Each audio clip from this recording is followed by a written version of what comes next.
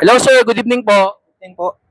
Sir, ask ko lang po kasi si former Senate President Juan Ponce Enrile, sabi niya yung mga ibang senador daw parang ayaw matuloy yung impeachment trial ni VP Sara Duterte. Parang pinipigilan, dinidelay.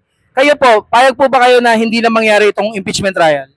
For me, I think sobrang messed up nung ganong bagay. Kasi in the first place, bakit kailangan nila pigilan if wala naman talagang masamang ginawa si Sara Duterte? And second is, dito.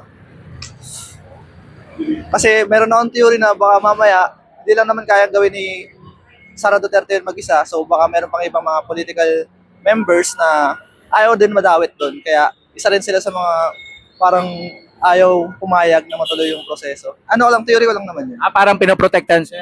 Parang ganun. So, yun lang. Actually, hindi ko rin mahanap yung point kung bakit kailangang pigilan. Parang, ang illogical lang yung point doon. Yun Okay, sir. Isa pang issue ngayon, sir, yung tungkol dun sa AI.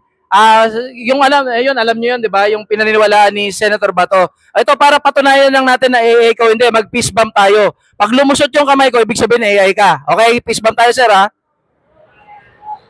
O, yun. O, sir, hindi ka AI. Actually, AI si sir. Ang intelligent. Okay, thank you.